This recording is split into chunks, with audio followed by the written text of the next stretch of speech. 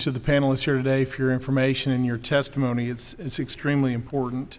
I was concerned when I read through the briefing papers and began to prepare for this hearing when I read through some of the examples of the censorship, direct and indirect, that the Chinese Communist Party is having in our colleges and universities today.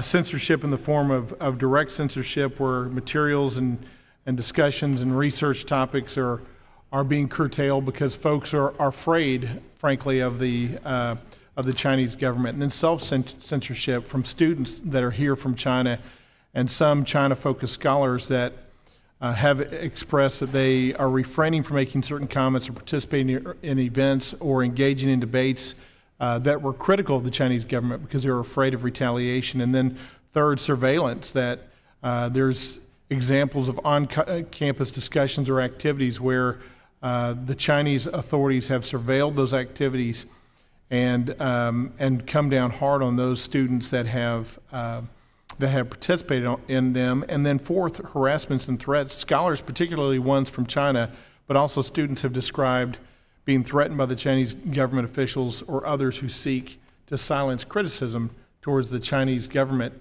This is all very concerning to me, aside from the Confucius Institutes that we've talked about today, and aside from the money that's flowing into colleges and universities that's not being reported back. It's significant. Mr. Singleton, I'd just like to give you the first opportunity to talk about this and tell me, do these heavy-handed tactics by the CCP to chill free speech and freedom of association concern you? Absolutely. I mean, I think we've spent a tremendous amount of the conversation today talking about harmful rhetoric from American audiences, and I wholeheartedly agree with Mr. Yang's comments on that front. But we do so at the detriment of talking about the Chinese Communist Party's direct role and access on U.S. college campuses. Chinese Students and Scholars Associations are a vignette of what we see across the United States. These are united front, directed and funded organizations that operate at more than 150 college campuses. They have been directly implicated in the harassment and intimidation of university administrators, but also Chinese students studying here in the United States if and when they express political views that diverge from the preferred political narratives of the Chinese Communist Party. They've been involved in the suppression of free speech, the disruption of events involving the Uyghur genocide in particular, and they are wholly unregulated. These are organizations that receive, as I mentioned, funding and direction from the Chinese Communist Party. They report to Chinese consulates and the Chinese embassy here in Washington, D.C., and yet they are wholly unregulated with unfettered access to U.S. college campuses. Yeah, I agree, and I'm really careful. I do my best to use the language Chinese Communist Party instead of talking about a nationality or an ethnicity, because I recognize some of the issues that are presented when we don't do that correctly.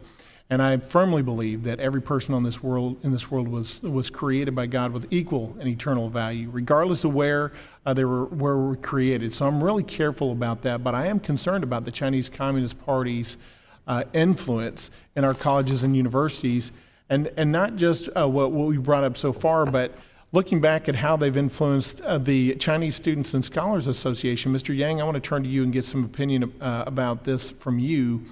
In 2017, the CSSA at the University of California, San Diego protested against an invitation to the Dalai Lama to give that year's commencement address, and they said that they consulted with the Chinese consulate. In 2019, about that issue. In 2019, Columbia University canceled a planned panel on Chinese human rights violations due to pressures from a, quote, Chinese student group. Similar protests occurred in 2021 at the University of Chicago against a campus event with Hong Kong activist Nathan Law. These all seem to go back to the Chinese Communist Party, where the Chinese Students and Scholars Association, at least on some of these campuses, were interfacing and interacting with the Chinese Communist Party to understand who they should protest and who they shouldn't. What's your reaction to that? Is that thank you for that question. I agree that we should be looking at specific issues, and there may be specific associations that are problematic. Where I have a concern is if we paint with a broad brush that all student associations or scholars associations are problematic. The other thing that I would agree with you on is that we need to take a different law enforcement approach. Chinese students and professors right now feel caught between a rock and a hard place. They feel like on one hand that the Americans feel like they're not American enough, and on the other hand, the Chinese Communist Party is targeting them. So we in our American community should be embracing many of them and understand that we should be helping to protect them, to protect their rights here on campus or at their homes. Well, let me just be clear about my concern. It's not about Chinese people. It is about the Chinese Communist Party.